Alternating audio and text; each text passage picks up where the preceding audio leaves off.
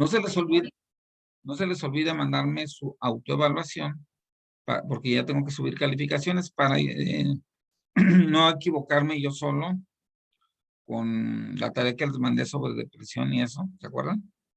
Que íbamos a tomar el segundo parcial. Mándenme también de manera individual su autoevaluación y me dicen, por ejemplo, pues sí, estuve atento, entré a todas las clases o me faltó una clase, o hice los trabajos, etcétera, ¿no? Bueno, vamos a empezar a leer. Si me ayudas, ¿quién me quiere ayudar? No, bueno, yo empiezo. Cuando un estudiante de psicología, de criminología o de trabajo social comienza la carrera, le acompañan muchas emociones. Quiere saber teoría y práctica, sobre todo mucha práctica.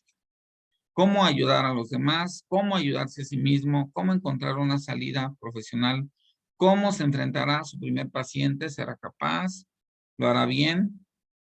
Su mente llena de preguntas que no pueden ser respondidas por otras personas, ya que la seguridad en sí mismo y la confianza en el trabajo bien hecho solo lo da la experiencia, pues esto es totalmente cierto.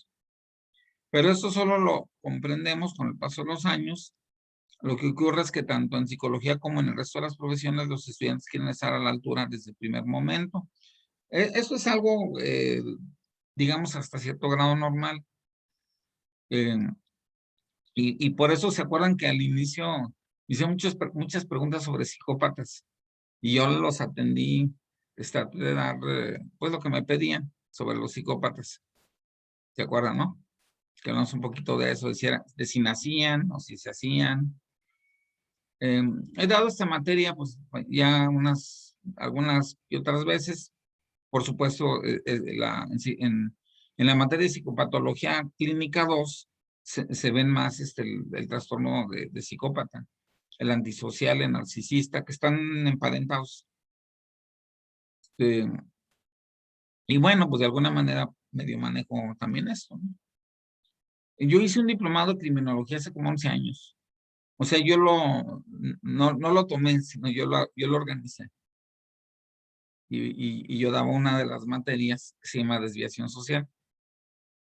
Y traje a un especialista de la Universidad de Salamanca, España, que estudió con Vicente Garrido, pues muy reconocido experto en psicópatas.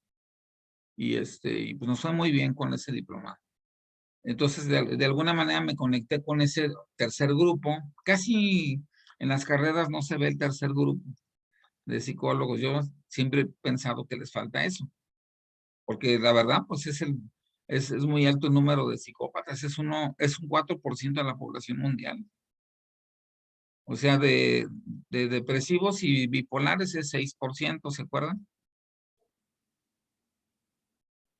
Entonces, déjenme apagar la teléfono.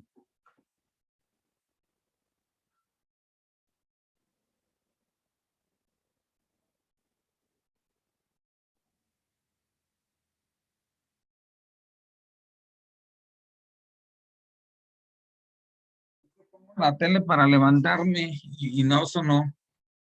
Me levanté yo solo y ahorita la fui a apagar. Bueno, a ver, entonces estamos a seguir leyendo. ¿Quién me ayuda? Por eso lo primero que tiene que entender el alumno, ¿sí? ¿A quién por eso? ¿Quién me ayuda? Si quiere yo, profesor, ¿qué porcentaje dijo de los psicópatas? 4, 3% hombres, 1% mujeres. Gracias. Pero hay psicopatitas y psicopatotes. También eso lo dice Luis Yáñez, que es otro experto también. Él sacó las estadísticas. Y básicamente la gente que miente pertenece a la psicopatía baja, o sí, pues a la más bajita. Y luego la intermedia es la persona que roba, que hurta, o que hace algún tipo de daño patrimonial, pero no corporal. Y luego la psicopatía mayor es el que asesina, el que disfruta matando. Entonces hay tres grandes como divisiones. El doctor si yo les doy la materia de psicopatología 2, porque no estoy seguro, he estado muy cansado, se los aseguro.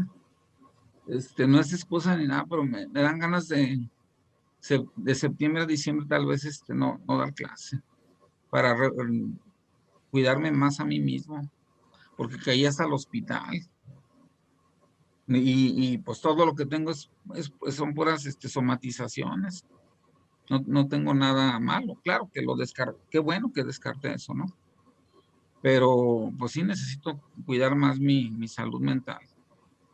No tiene nada que ver que de clases, pero me refiero a la obligación, a poderme soltar, a poderme relajar yo y saber que no tengo obligaciones, creo que me puede ayudar. Pero bueno, si yo les doy la materia de psicopatología 2, ahí van a ver las escalas las escalas de la maldad, que son 21, según el doctor Stone, y son 20 reactivos para medir la psicopatía, según el doctor Herr, que es otro de los grandes expertos. De hecho, se puede medir con el test de Minnesota de manera automatizada. Ese me acaban de vender como 21 pruebas psicométricas, incluyendo el test de Minnesota, que miden, bueno, unas miden psicopatología, es el test de Minnesota es el que mide psicopatología. Otras miden en capacidad de mando y de liderazgo, para, por ejemplo, hacer la contratación de un empleado de mando alto que sea honrado. Ahí sale si es honrado, si roba, si miente, si no es de confianza, y todo eso sale en las pruebas. Y luego, y no, son muchas pruebas, hay la prueba del test de colores.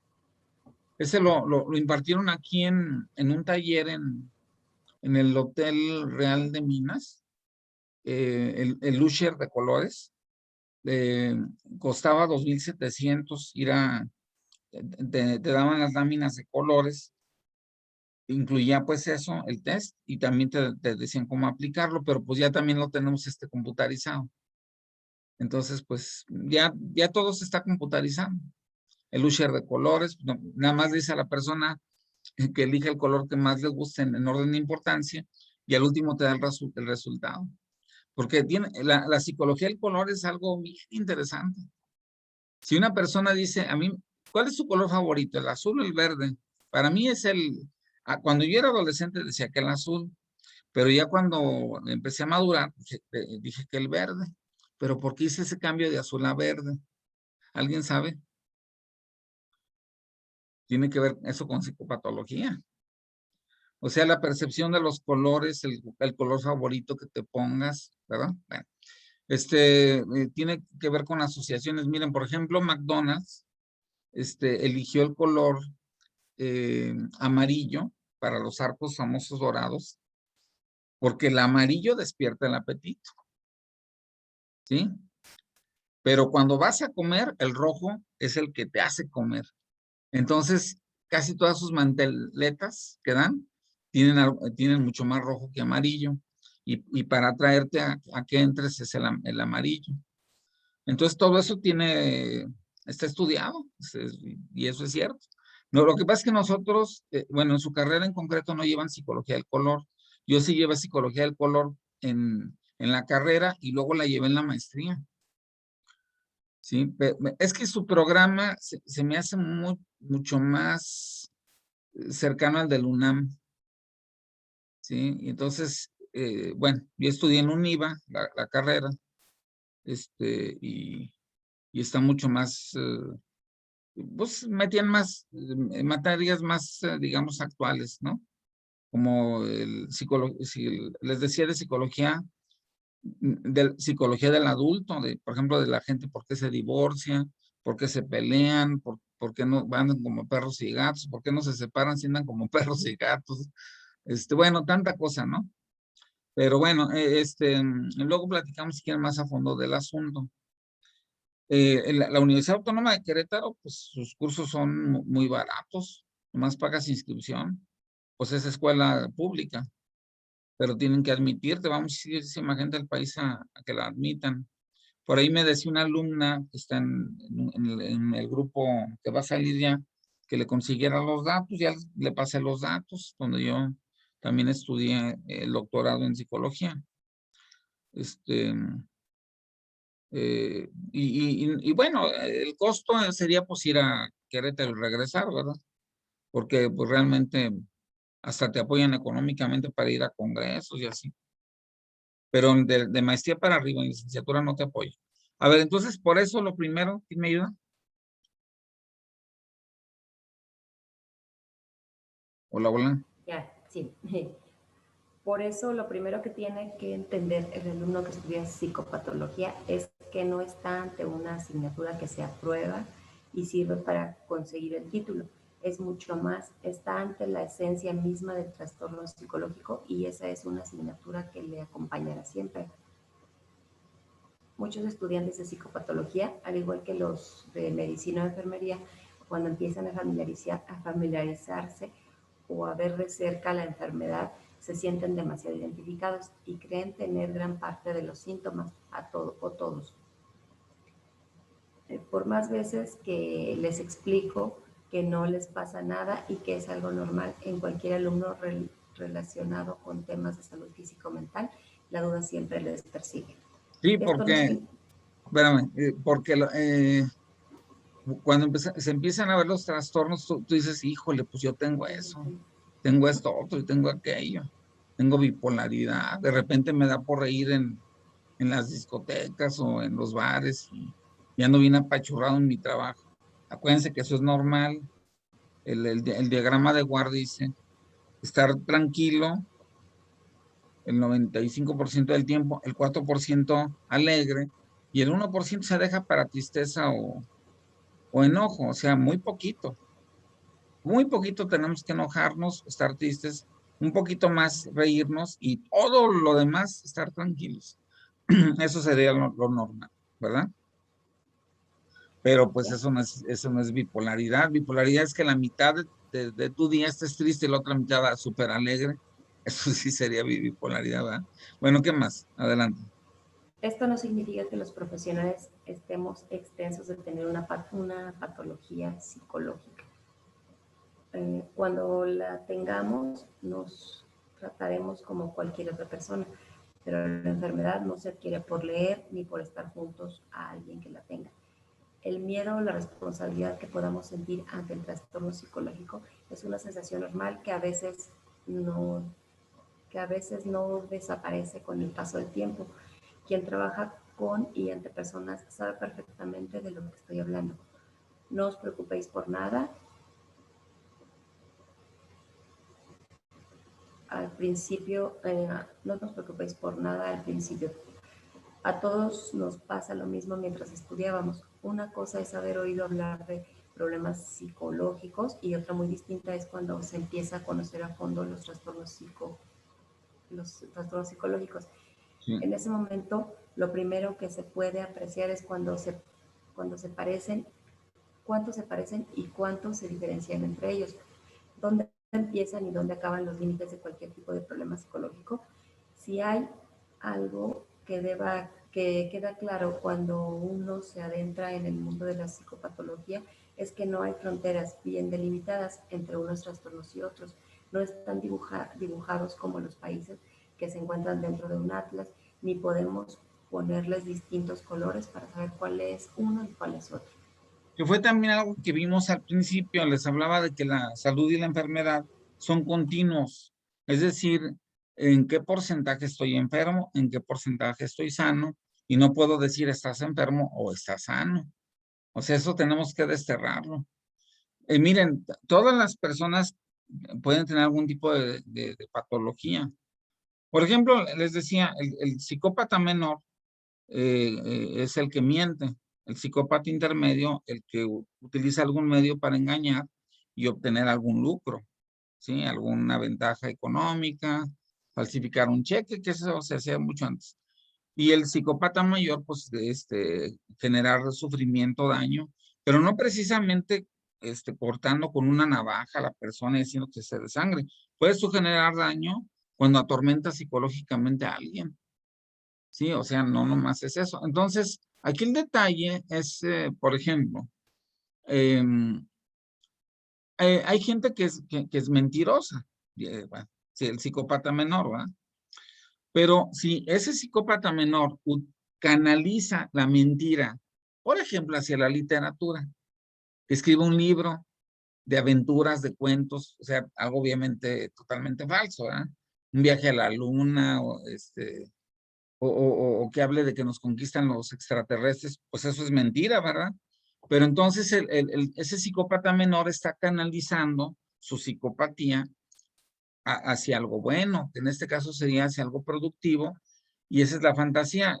Freud estudió a los artistas, por ejemplo, a Salvador Dalí, a Picasso, fueron de la época. Entonces él hablaba de que tenían ciertos rasgos psicopáticos porque deformaban todo lo que miraban. O sea, no plasmaban tal cual las cosas. Entonces, por eso mucha gente que estaba frente a un psicólogo, pues no quería dibujar porque lo iban a interpretar, ¿no? Entonces, ahí está el dibujo de la figura humana.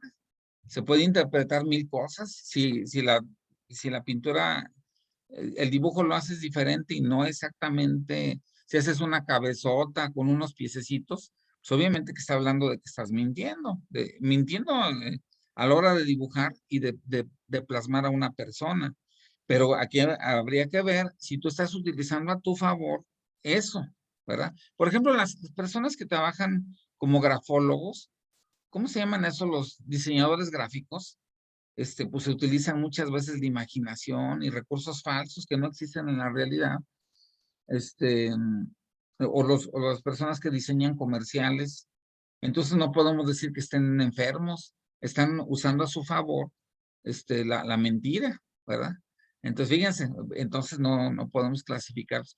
Pero si utilizas la mentira para sacar ventaja, por ejemplo, un hombre que está casado y le dice a alguna amiga del trabajo que está soltero o que está a punto de divorciarse, pero no es cierto, no está a punto de divorciarse. Entonces, esa mentira la estás usando con el objetivo de obtener algún favor de alguien y obviamente sacar provecho de la mentira, ¿sí? Porque sus condiciones no son reales y está sacando provecho. Entonces allí sí hablamos de psicopatía menor, si ustedes quieren, ¿no? Y a lo mejor la mujer también dice, está bien, no hay bronca, o sea, me voy a divertir un rato. Pudiera ser, ¿no? O a lo mejor sí busca algo en serio, no lo sabemos. Pero aquí el detalle es que la mentira es algo, es una moneda común que usamos los humanos. Entonces también no podemos, que toda la gente que miente es psicópata, pues tampoco, ¿no? Entonces hay que usar criterios, ¿sí? Bueno, entonces ¿dónde empieza y dónde termina uno? Pues es a veces algo muy complicado, ¿sí? A veces se solapan, o sea, se ponen uno arriba de otro, se siguen, se enmascaran. De pronto un trastorno tira de otro y lo enseña, y en cambio otras veces parece que jugaran al escondite entre ellos y ninguno quiere mostrarse abiertamente. Bueno, también hay la gente que tiene algo que decir, no. ¿Le gusta mentir? No. ¿Le gusta decir la verdad? A veces. ¿Le gusta llevarse cosas que no son suyas? No.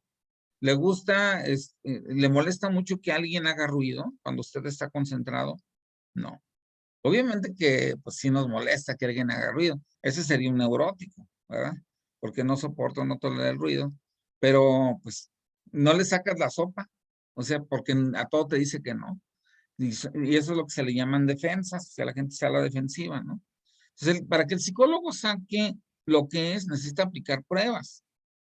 Pruebas que sean muy engañosas para el sujeto, que el sujeto se siente, digamos, tranquilo, que baje la guardia, por así decirlo, ¿no? Entonces, está el test de Minnesota, que son 566 reactivos, donde te dicen, ¿prefiero cazar un león en África o prefiero estar en mi casa? Entonces, Chirrión, pues eso que tiene que ver con la psicopatía. Pues sí, porque si prefiere cazar un león en África, está metiéndose hacia la psicosis. ¿Qué tan probable es cazar un león en África en la vida real? ¿Sí? Y a estar en mi casa, pues, todos los días estoy en mi casa.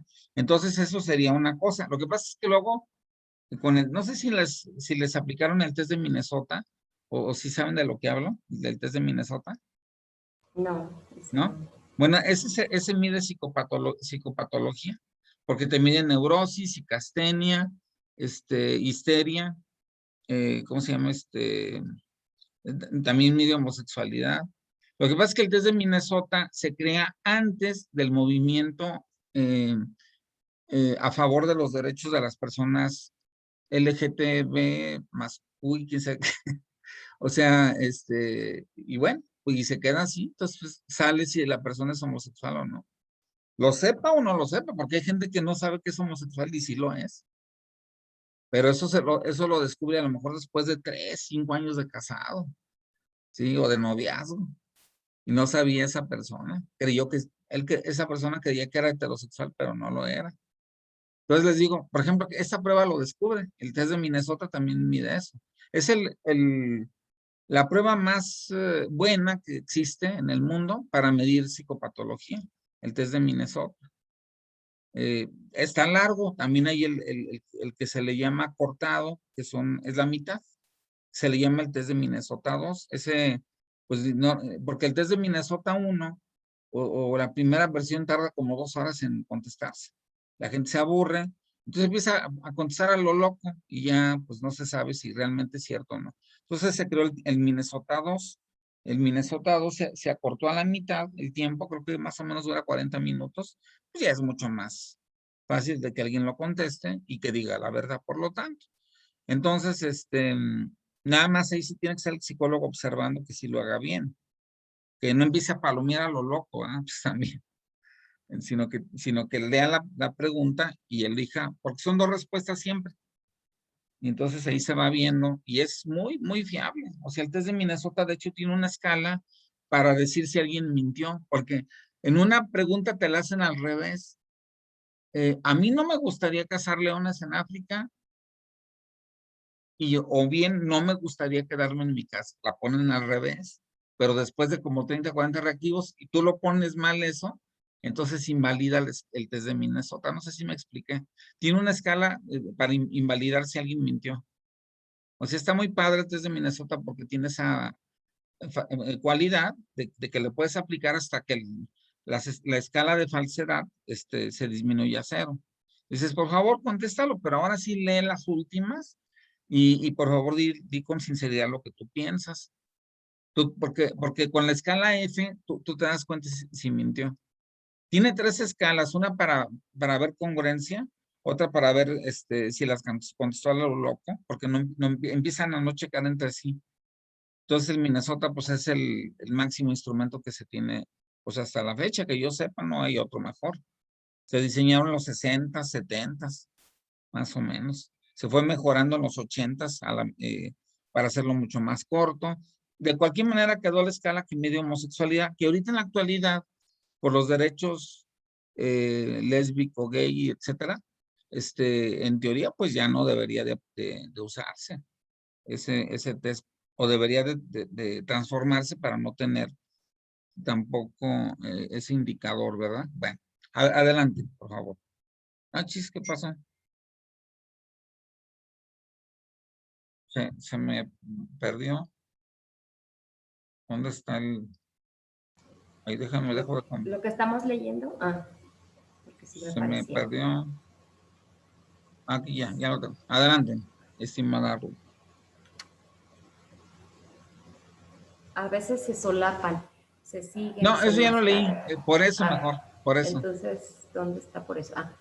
Por eso al estudiar cómo se entremezclan unas patologías con otras y cómo afectan a la vida del paciente de su entorno, es lógico que el alumno sienta miedo a no saber qué hacer cuando esté solo en una consulta o ante una persona con un problema. Ello es perfectamente lógico y normal, porque obviamente no es lo mismo ver un trastorno en un libro sobre una persona que sobre una persona. Y es que, como decía el investigador Van de Schlecht, en teoría no existe diferencia entre teoría y práctica. En la práctica sí la hay. En un libro de psicopatología hay un índice que te guía unas palabras, unos conceptos y un temario bien organizado y escrito por expertos de la materia. La lógica Y La el lógica y orden, el orden que muestra las páginas sobre lo que hay que saber y lo que no aparece de forma tan natural, que nos hace creer que nos encontramos ante una guía de procedimientos fácil de seguir, pero no es así, o al menos casi nunca es así. En la vida normal no existen índices, no están nuestros profesores asesorándonos sobre cada paso que damos, y los pacientes no forman parte de una práctica por escrito. Son personas que nos miran y nos hablan buscando en nosotros la respuesta que ellos no tienen o creen no tener. Todos sabemos que la vida es complicada, pero cuando a las complicaciones normales y propias del ser humano le añadimos un trastorno, sea del tipo que sea, lo primero que tenemos que saber es que afecta a la persona en una forma tan global que la envuelve por completo. A veces hasta la cambia, la vuelve más temerosa, más irritable, más triste e incluso la aísla. Un miren, trastorno tiene la... si me permite, Sandrito, miren, el Sí, DSM-5 ya no es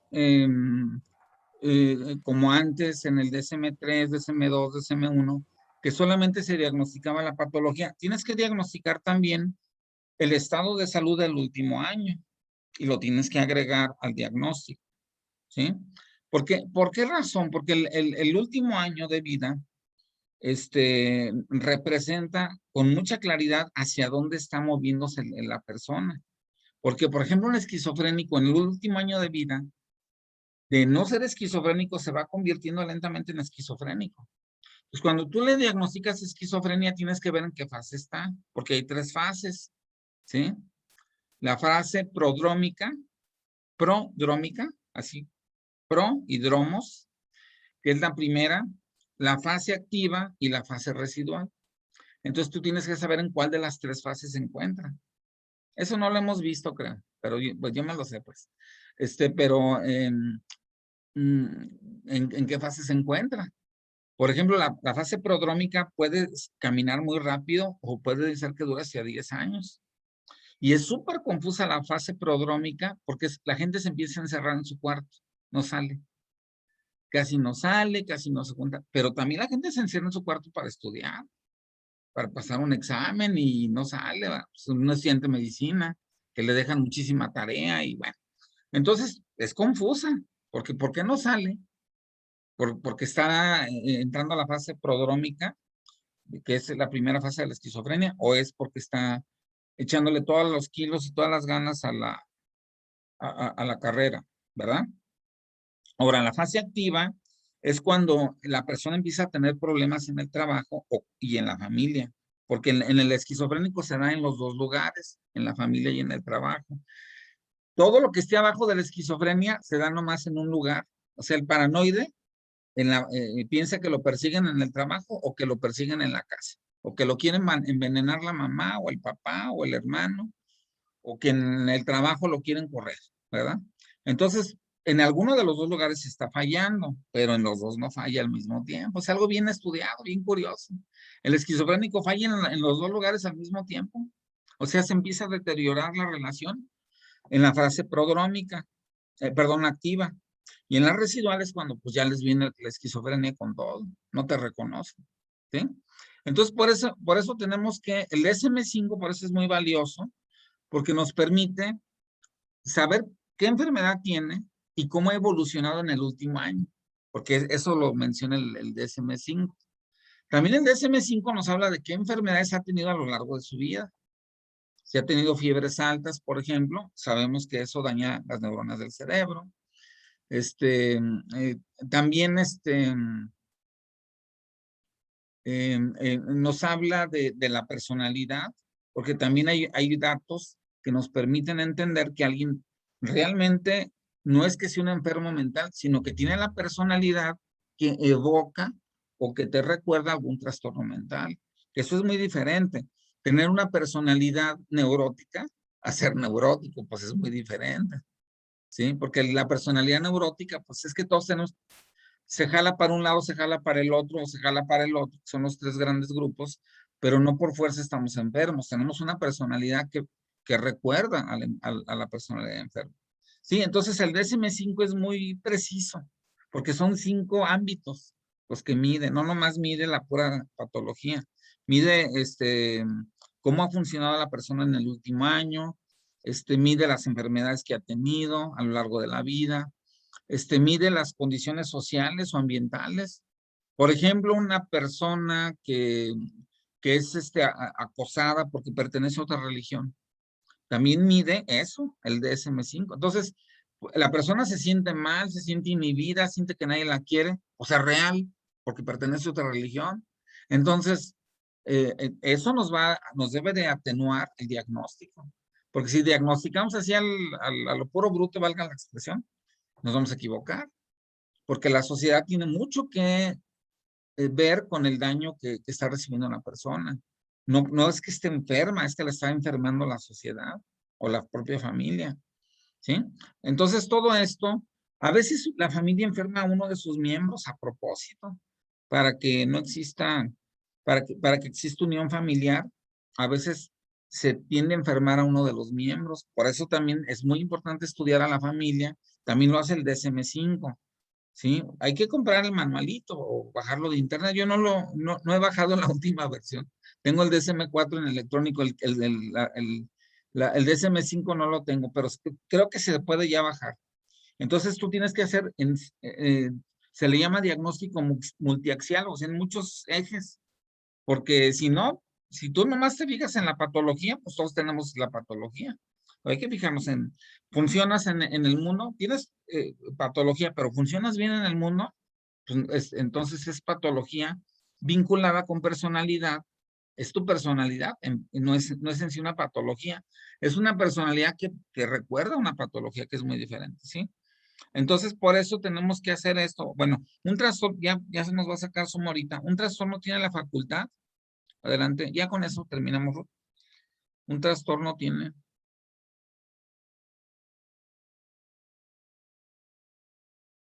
Hola, hola. Un trastorno tiene la facultad de interferir en la forma de pensar, de sentir y de actuar de una persona, haciéndola ver el mundo de una forma distinta, muy distinta. Si tuviera que quedarme con dos objetivos acerca de cómo ven el mundo todas las personas que padecen algún tipo de trastorno, diría que lo ven más hostil y más amenazante. Y además, como aquello que tenemos nos parece más probable que suceda, encima les hace estar en alerta de forma continua. La vida cambia. Espérate, hasta ahí. ¿Qué? Pero fíjense, dice ahí la autora que está dando la introducción.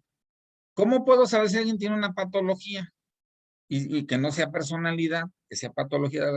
Pues porque perciben el mundo más amenazante y tienen mucho más miedo de entrar en el mundo que la gente común y corriente. A ver, ¿alguien se va de mojado a Estados Unidos y se va a la pizca de algodón o de fresa? Tienen miedo de que los cache la migra y también obviamente se sienten temerosos en ese mundo. Entonces tenemos que ver las cuestiones también sociales. El DSM-5 te permite ver los 5 ejes, el eje social, el eje médico, sí, el eje histórico, el eje de lo que les decía el último año y la psicopatología en sí. Entonces por eso es importante usar los 5 ejes que